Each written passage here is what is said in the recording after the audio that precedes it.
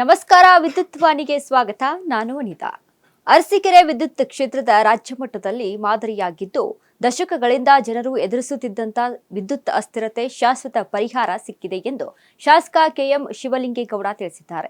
ನಗರ ವ್ಯಾಪ್ತಿಯಲ್ಲಿ ವಿದ್ಯುತ್ ಕೇಬಲ್ ಅಳವಡಿಕೆ ಕಾಮಗಾರಿಗೆ ಜ್ಯೋತಿ ಬೆಳಗಿಸುವ ಮೂಲಕ ಚಾಲನೆಯನ್ನ ನೀಡಿ ಮಾತನಾಡಿದ ಅವರು, ಅರಸೀಕೆರೆ ವಿಧಾನಸಭಾ ಕ್ಷೇತ್ರವು ಇಂದು ಕೇವಲ ತಾಲೂಕು ಮಟ್ಟದಲ್ಲ, ರಾಜ್ಯ ಮಟ್ಟದಲ್ಲಿಯೇ ವಿದ್ಯುತ್ ಮೂಲಸೌಕರ್ಯ ಅಭಿವೃದ್ಧಿಯಲ್ಲಿ ಮಾದರಿಯಾಗಿದೆ ಎಂದು ಹೇಳಿದರು.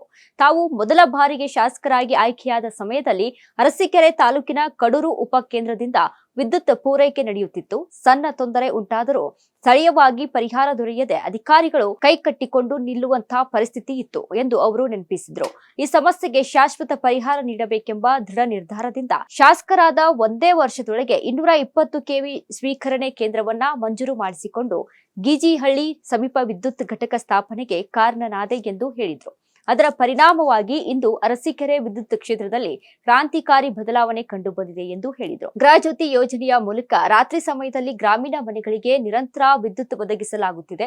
ಹಾಗೆಯೇ ಹಗಲು ವೇಳೆಯಲ್ಲಿ ರೈತರಿಗೆ ಕನಿಷ್ಠ 8 ಗಂಟೆಗಳ ವಿದ್ಯುತ್ ಪೂರೈಕೆ ನೀಡಲು ವಿವಿಧ ಗ್ರಾಮೀಣ ಪ್ರದೇಶಗಳಲ್ಲಿ ಸೋಲಾರ್ ವಿದ್ಯುತ್ ಘಟಕಗಳನ್ನು ಸ್ಥಾಪಿಸಲಾಗಿದೆ.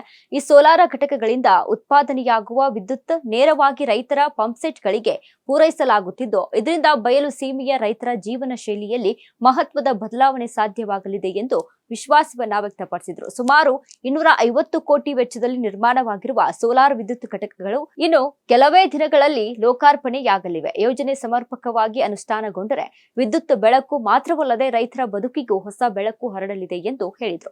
ಇದೇ ವೇಳೆ ಭಾವನಾತ್ಮಕವಾಗಿ ಮಾತನಾಡಿದ ಅವರು, ನಾನು ಮಣ್ಣಿಗೆ ಸೇರುವವರೆಗೆ ಯೋಜನೆ ಸಮರ್ಪಕವಾಗಿ ಅನುಷ್ಠಾನಗೊಂಡರೆ ವಿದ್ಯುತ್ ಬೆಳಕು ಮಾತ್ರವಲ್ಲದೆ ರೈತರ ಬದುಕಿಗೂ ಹೊಸ ಬೆಳಕು ಹರಡಲಿದೆ ಎಂದು ಹೇಳಿದರು. ಇದಾಗಿತ್ತು ಇವರೆಗಿನ ಮಾಹಿತಿ. ನೋಡ್ತಾ ಇರಿ ವಿದ್ಯುತ್ ವಾಣಿ ಯೂಟ್ಯೂಬ್ ಚಾನಲ್. ನಮಸ್ಕಾರ.